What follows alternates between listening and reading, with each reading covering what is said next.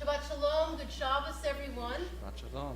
I'm excited about tonight, and I'm excited about tonight because Max and I had the most amazing experience between Christmas and New Year's. We got to travel to Israel together, courtesy of AIPAC, the American Israel Public Affairs Committee. Max, like many of our rabbinical students, was lucky enough to be chosen as a Leffell Fellow. This is a special program at AIPAC, sponsored by the Michael and Lisa Leffell Foundation, to help rabbinic students really engage and understand what's happening in Israel. And what's unique about this particular program is that it's not just for conservative rabbinical students or reform rabbinical students or Orthodox rabbinical students, but is one of the only places in American Jewish life where rabbinical students from all across the spectrum of Jewish life actually meet and discuss and learn from one another and challenge one another of their assumptions. And it is really quite amazing. There were students from Yeshiva University, Yeshivat Chovevei Torah, which is a modern Orthodox, Jewish Theological Seminary in New York, the conservative flagship seminary, Ziegler, which is here, a conservative seminary at the American Jewish University, and all three campuses, American campuses, of our Hebrew Union College, New York, Cincinnati, and the largest contingent was from our own campus right here in Los Angeles. And we traveled for 10 days throughout the country, starting in Tel Aviv. We went to Jerusalem, we went south, we went north.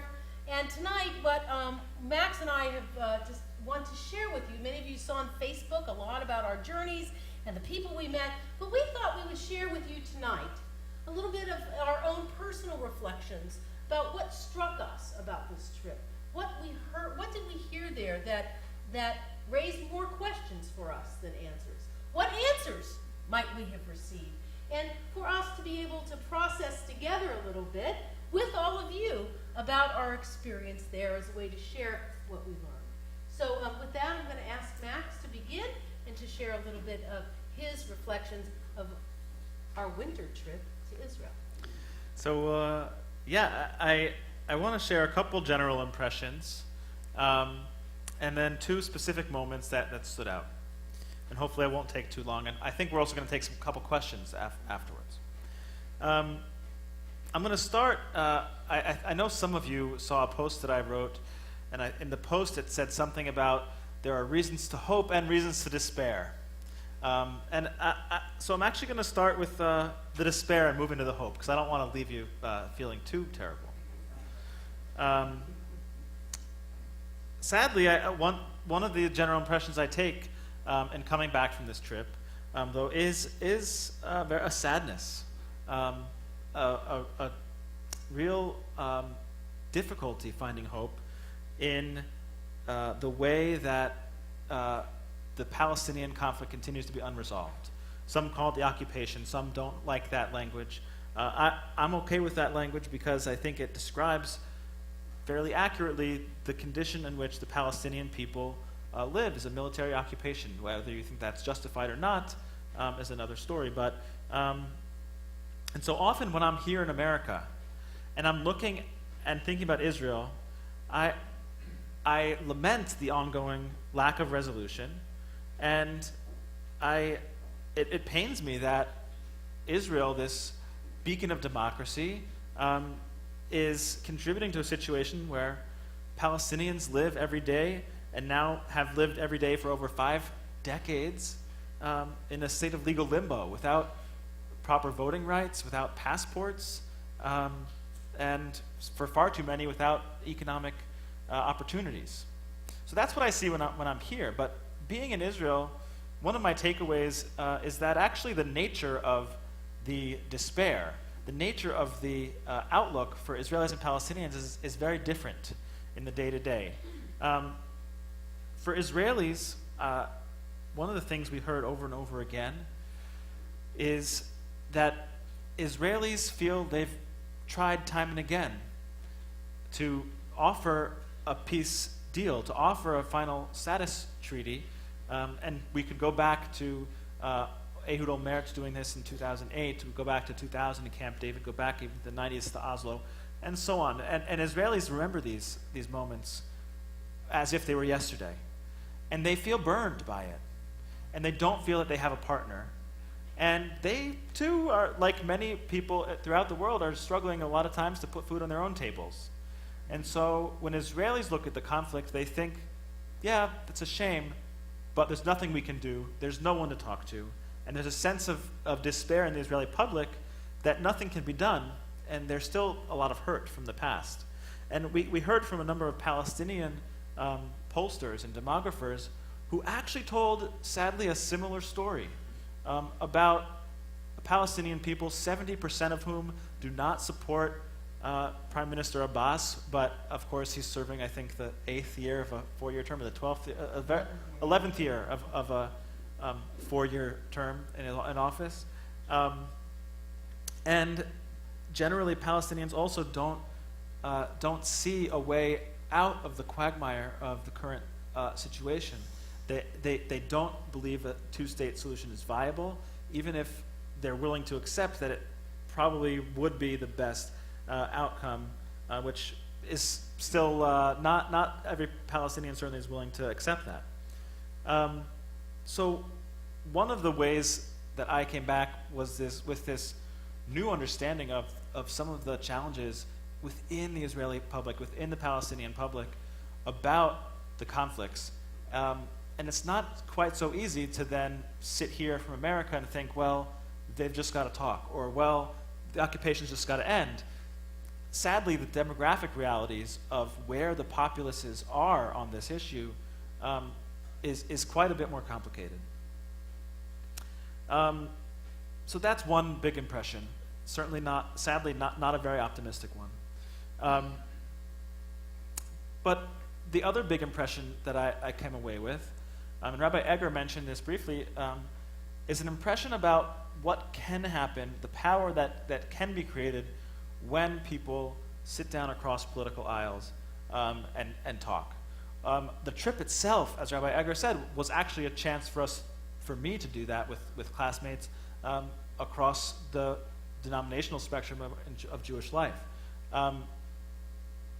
Some of the most powerful moments are these moments we're sitting on the bus, I'm talking with an Orthodox colleague sitting on my left and a conservative colleague across the aisle of the bus, and we're talking about something like prayer.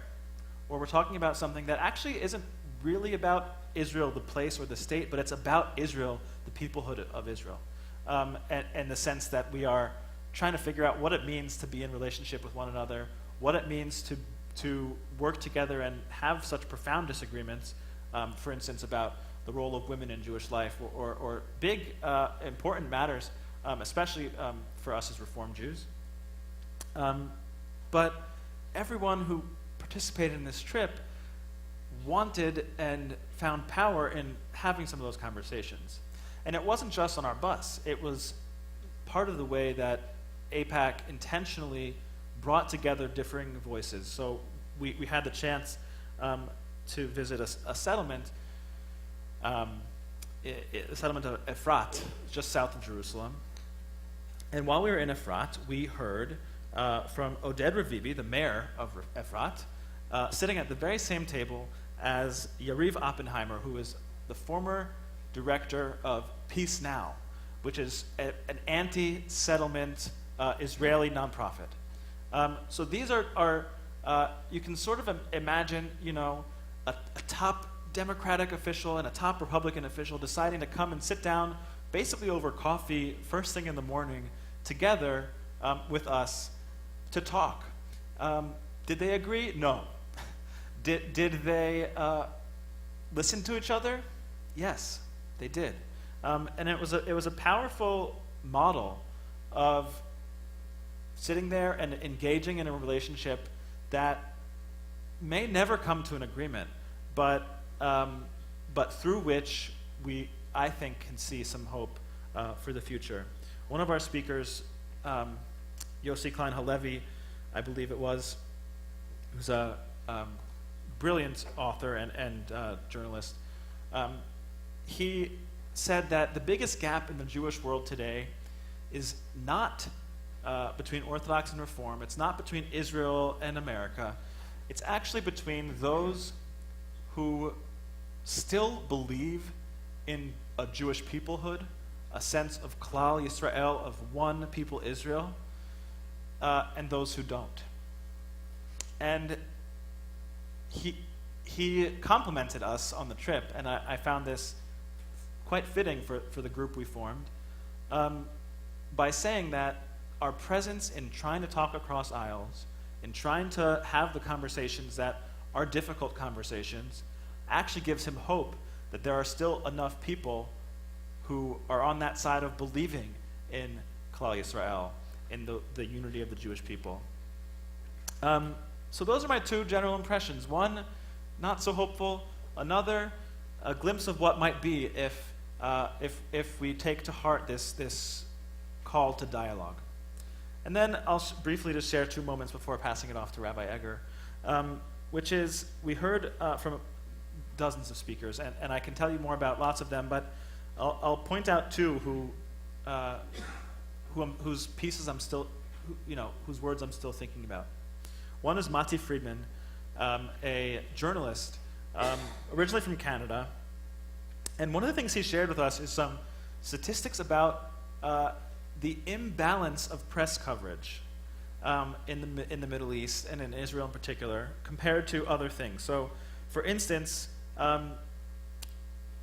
it just so happens that the number of people who've died in violent crimes and murder in Israel in the last year is about the same as that in Jacksonville, Florida, or in Indianapolis, right? He discussed. But how many of you have heard about the crime in Indianapolis or Jacksonville? Right, but when you think about Israel, one of the first things that comes to mind in many, and this is in part because of media, is violence or danger.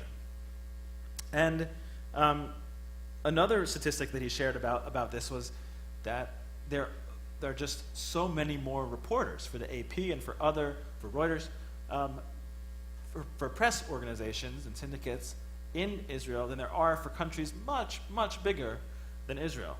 So what this contributes to is a distortion, for better or worse, where the stories in Israel become really big stories, even if Israelis might not see them quite the same way on the ground. So it's something I'm thinking about as I continue to read and continue to be involved.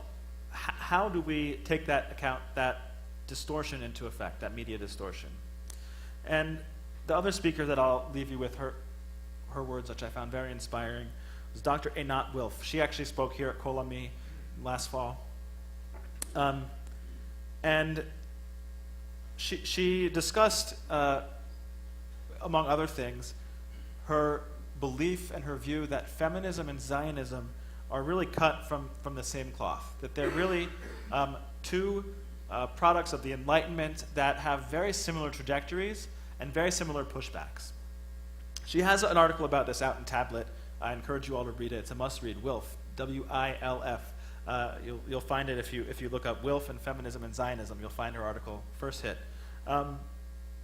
What in particular she says that the pushback, part of the cultural pushback, is that these cultural forces have mobilized to drive a wedge between what she calls the good woman and the bad feminist, or the good Jew and the bad Zionist. And the difference, of course, between the good and the bad, she says, is power. That the good woman or the good Jew don't take the power that they have when they become a feminist or a Zionist. They actually eschew that power, and they shirk from it instead of owning it. She does much better justice to her own argument than I am. But what I find compelling about her argument in particular is that in many corners of the liberal American political scene these days, Zionism has become a dirty word. And I think Dr. Wilf's thinking and writing gives any liberal Zionist some really powerful ammunition for why we should rethink that, and why Zionism ultimately is about Jewish people having the right to self-determination as any other nation of the world should have, including, of course, the Palestinian people. With that, I'll pass the Dr. Rabbi Eger. Thank you, Max. I was there not obviously as a rabbinic student, but as one of 3 rabbinic mentors. So there was I was the Reform rabbi, who was a conservative colleague from New Jersey, and an Orthodox rabbi from Florida. And so we had the privilege of kind of being the madrichim, the counselors, the mentors for the students during this trip. And there were 3, I want to just share 3 brief highlights. One will be similar to what Max shared, but the first for me was that after our time in Tel Aviv, we went south towards the Gaza border and visited kibbutz Nachal Oz. Nachal means mighty stream, but it's literally a kibbutz that sits on the border with Gaza, right?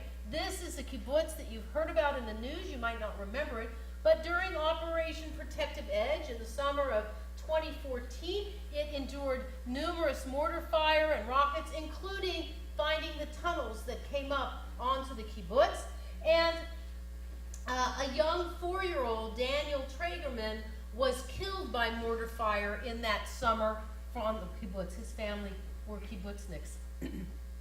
And we met Oshrit Sabag, who's a member of the kibbutz, and she's actually responsible for documenting and managing the demographic growth of the kibbutz and trying to attract new members to grow the kibbutz. And she took us not only on a tour of all the grounds, but she really shared her personal story. She and the mother of Daniel are best friends. Their children were the same ages. Children played together every day.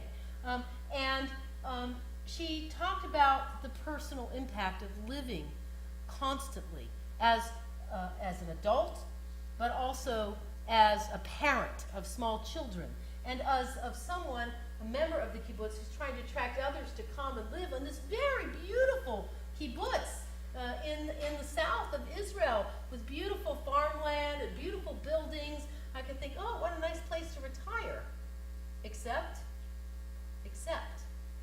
that there's still almost a daily barrage of missiles and rockets and mortar fire that comes over the border into lands in their kibbutz.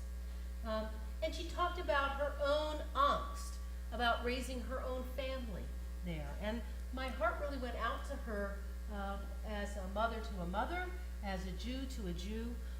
And you could really hear in the stories of the kibbutz members that they really still believe that they are living kind of almost what we remember as an old-fashioned Zionist ideal of pioneers living out the dream of reclaiming the land, the ancient land of Israel.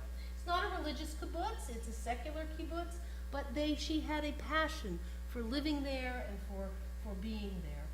I think one of the things that shook me up the most was we spent maybe 2 hours touring and talking and visiting, and we left for Jerusalem. That was a Thursday, and on Friday, during our day of touring in the old city, we got word that another rocket had landed at the kibbutz in the very places we had walked. This is their reality, day to day. There's not a war going on, but these are people, Israelis, living under constant fear and constant attack. The second moment was the same moment that Max described in Efrat. Efrat is really like a suburb of Jerusalem. It's in the West Bank, although it's called Gooch Etzion. It's an area that in 1948 was actually part of Israel when it was declared Israel, and it was lost in the Independence War, in the War of Independence. So there's some question about whether the Gooch is really a settlement area or is native to Israel when it was created in 1948. Anyway, this town of Efrat was actually founded by Rabbi Shlomo Riskin of New York City. It's a modern Orthodox religious community, and it's a beautiful, beautiful place. It's not cheap to live there. Apartments are going for about the equivalent of $800,000. There's single-family homes you can get for about $1.5 million. This is not an inexpensive place to live. And again, it's a suburb. It's close enough to Jerusalem. It's about 20 minutes away. You have to go through a couple checkpoints and on a roundabout road. But, you know, you can work easily in Jerusalem and come home to the suburbs in a settlement.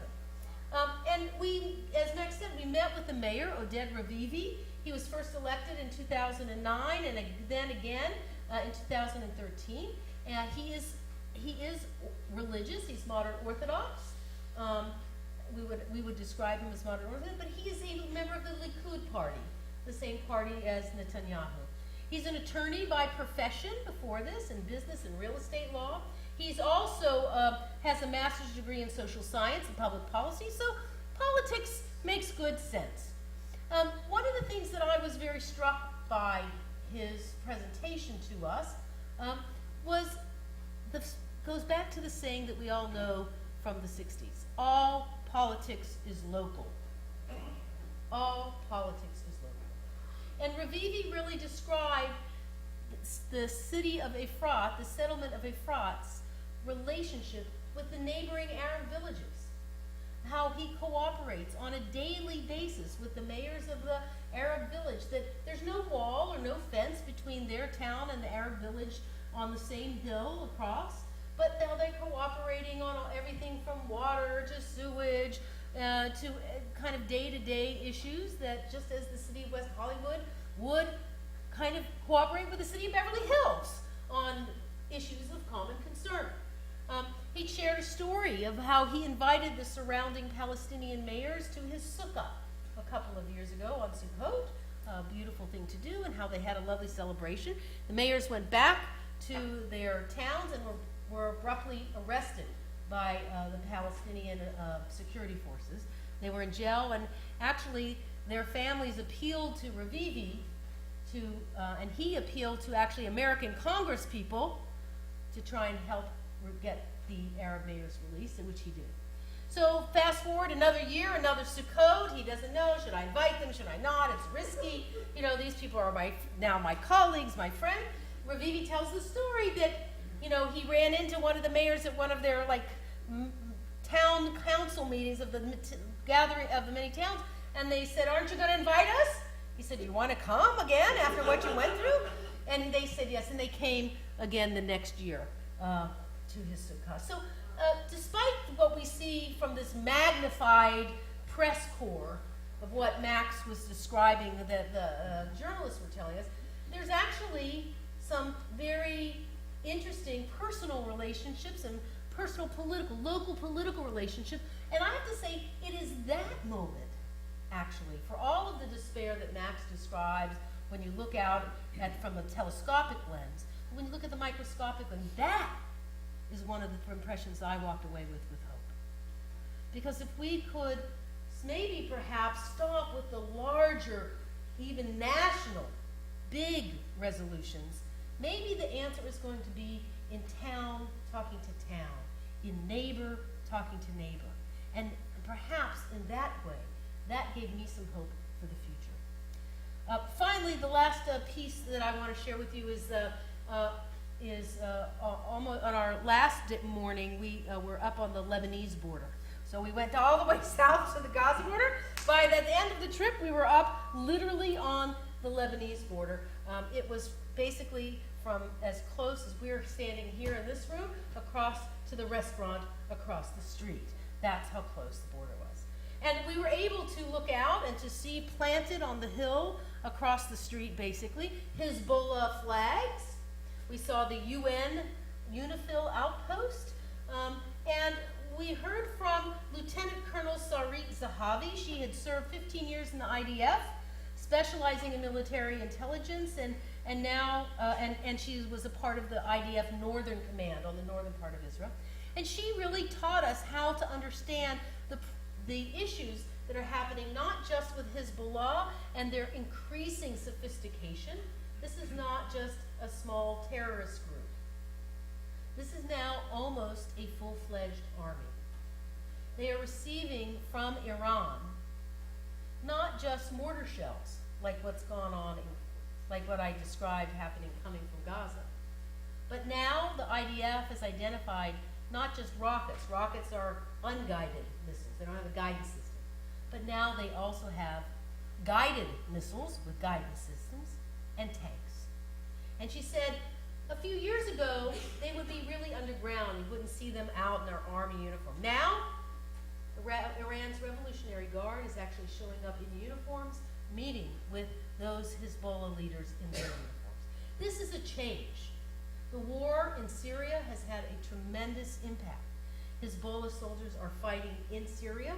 They've gotten more training, and it is much more sophisticated. So on that sense, it was a bit of a cause for alarm for me to understand that we're not just talking about militias here and there. Hezbollah is not the army of this country of Lebanon. It is a militia, but make no mistake, it is a very sophisticated militia with very sophisticated capabilities on the level of a state army.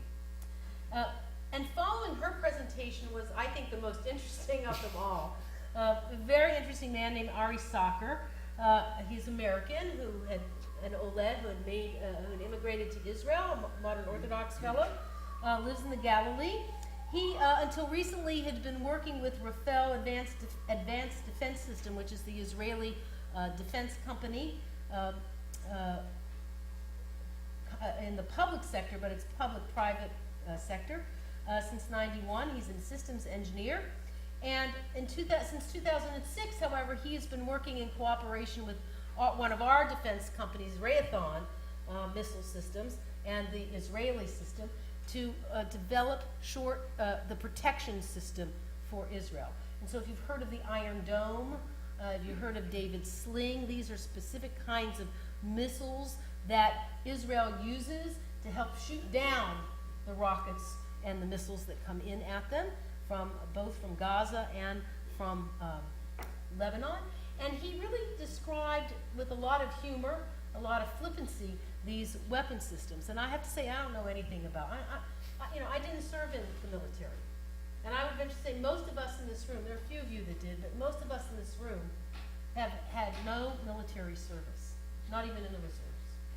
And I think that's something that is very hard for Americans, whether they're Jewish or not, to understand that in Israel everyone serves.